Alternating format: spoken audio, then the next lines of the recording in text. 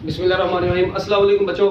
अच्छा, अब हम लोग इस लेक्चर में क्या स्टडी करेंगे? एंट्री टेस्ट के हवाले से एक बहुत ही इंपॉर्टेंट क्वेश्चन होता है, हर बच्चे के दिमाग में होता है, सर प्रीफिक्सेस का ना मतलब जब स्क्वायर आ जाता है तो वो स्क्वायर के साथ कन्वर्जेंस को कैसे सोल्व करते हैं। कई मतलब बच्चे प्रीफिक्स का स्क्वायर लेते ही नहीं है, सिर्फ यूनिट का स्क्वायर ले जाते हैं। तो बच्चों आज इस लेक्चर में आप लोगों को मैं वो सारी कंफ्यूजन आपकी खत्म कर दूंगा, मगर उससे पहले आपको ये पूरा ये जो प्रीफिक्सेस का टेबल था मैंने लास्ट लेक्चर में एक्सप्लेन किया था, ये टेबल आपको आना चाहिए according to your textbooks. ठीक है, ये आपको आना चाहिए अच्छे तरीके से। जब ये आपको आ जाएगा तो आपका आधा मसला वैसे सोल्व हो जाएगा। इनको मैंने याद रखने की आपको शॉर्ट ट्रिक्स भी बता दी थी। अब ये देखें, सबसे पहले नंबर पे बच्चों, सबसे पहले नंबर पर मैं आपको कहता हूं यार देखिए, अभी आप लोगों को लास्ट लेक्चर में पढ़ाया 1 centimetre is equal to how many metre. अगर मैं आपसे पूछ लूं 1 centimetre square is equal to how many metre square, ओ भाई अगर मैं पूछ लूं 1 centimetre cube is equal to how many metre cube, एक चीज।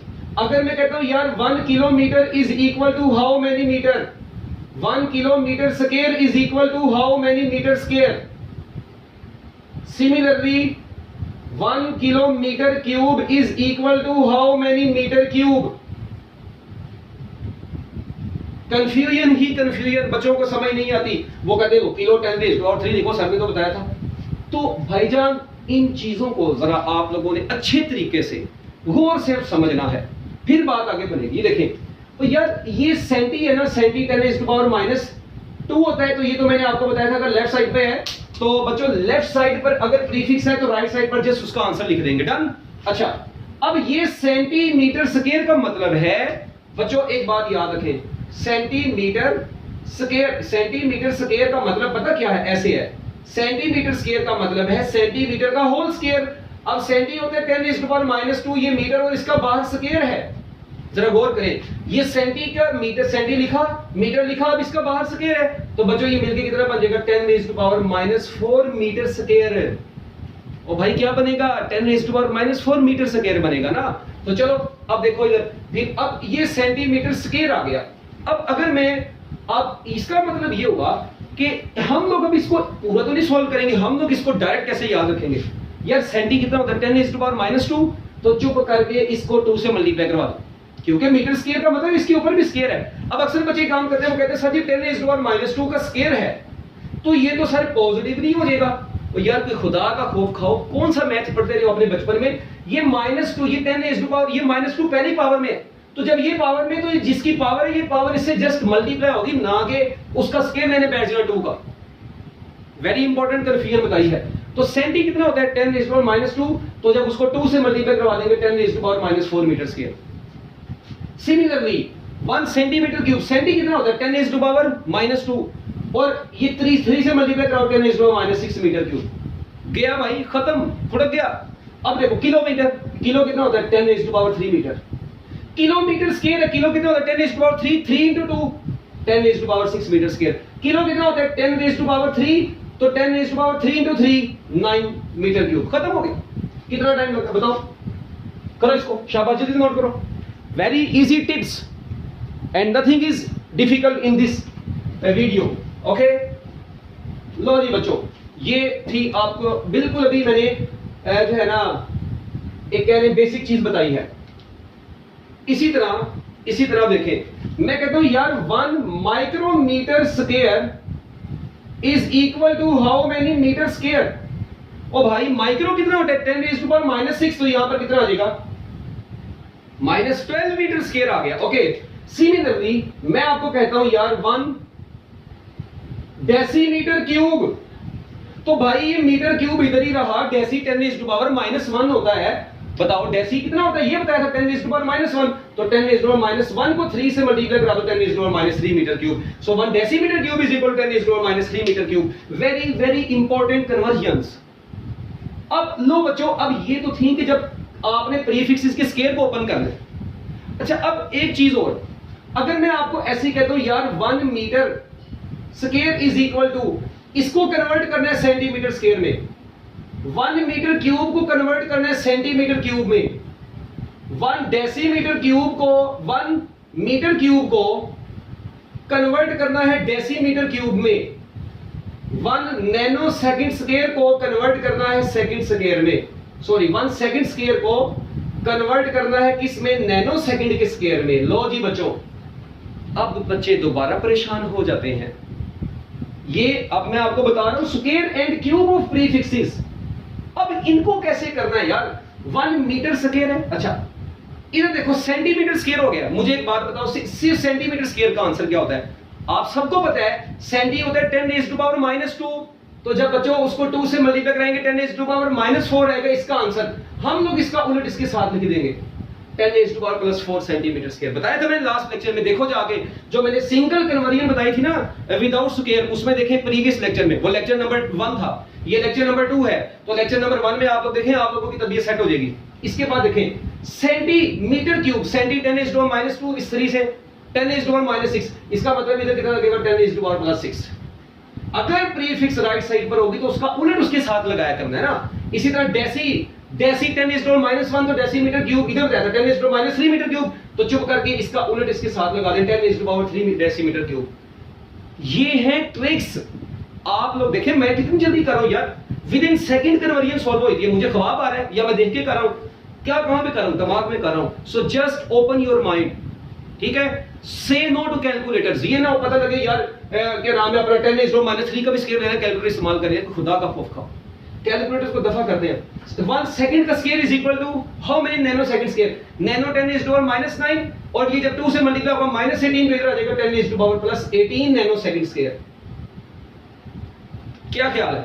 अब आपकी बुक में एक कन्वर्जन है, late we say 1 year is equal to 3.175 into 10 raised to power 7 second. Let we say suppose कर ले, मतलब ये 1 ईयर में देख ले वैसे कितना होता है, 1 ईयर किसके बराबर होता है, मेरा ख्याल इतना ही होता है 3.1536, ये ले मैं एग्जैक्ट लिख देता हूं, into 10 raised to power 7 second, ठीक है। अब बच्चों को ना वहां पर जब आता है कि यार इसको कन्वर्ट करें नैनो सेकंड में, तो इनको वहीं पर पड़ जाता है दौरा।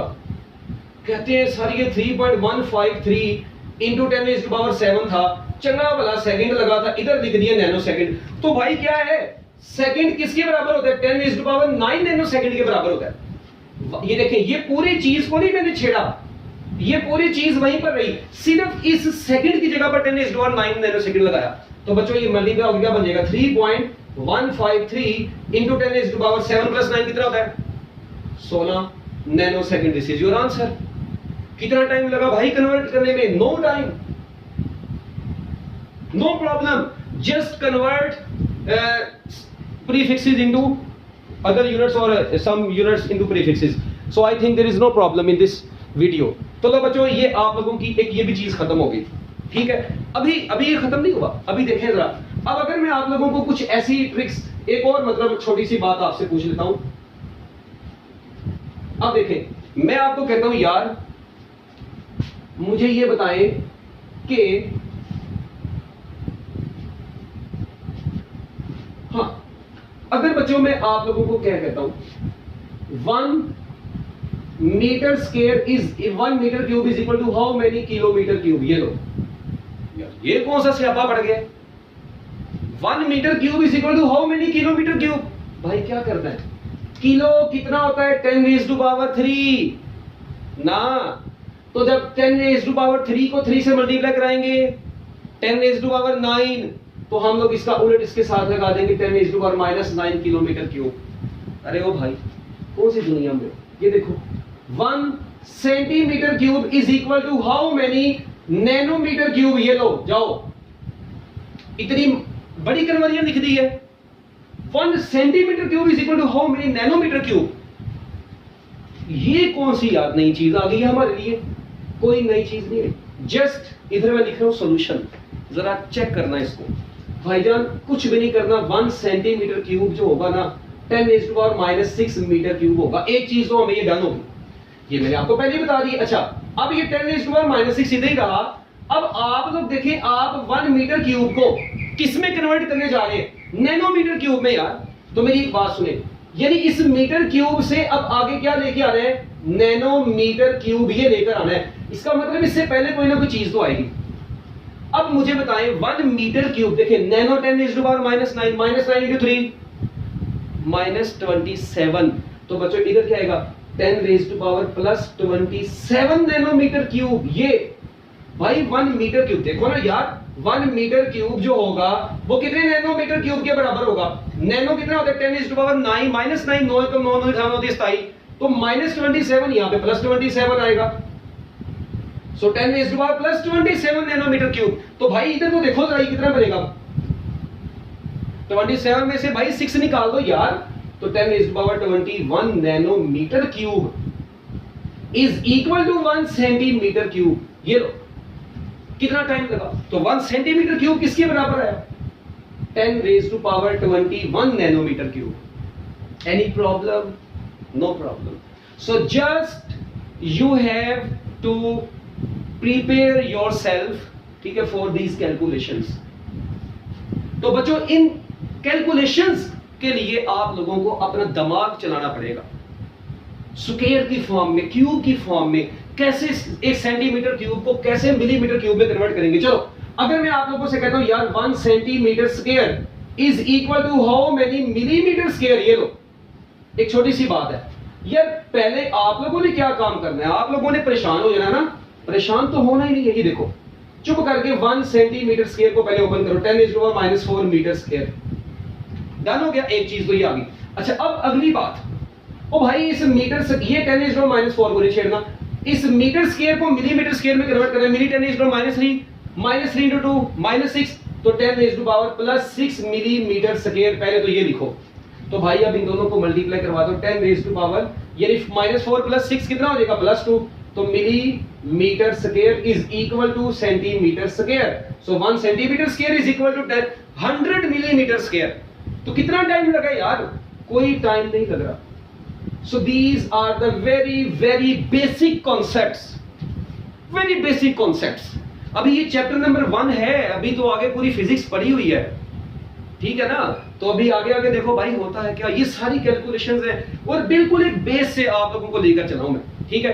तो इंशाल्लाह अब हम लोग नेक्स्ट लेक्चर में अब हम लोग इस काबिल हो गए हैं कि अब हम लोग ना मतलब किसी एक सिस्टम ऑफ यूनिट से किसी दूसरे सिस्टम ऑफ यूनिट में जा सकते हैं। तो बच्चों इंशाल्लाह मैं आपको नेक्स्ट लेक्चर में ये बताऊंगा कि हम लोग कैसे एक सिस्टम ऑफ यूनिट से कैसे दूसरे सिस्टम ऑफ यूनिट में जाते हैं, सीजीएस सिस्टम से कैसे एमकेएस में जाते हैं, एमकेएस से कैसे सीजीएस में आते हैं। तो इंशाल्लाह नेक्स्ट बार मुलाकात होगी अगर जिंदगी रही। Best of luck, Allah Hafiz.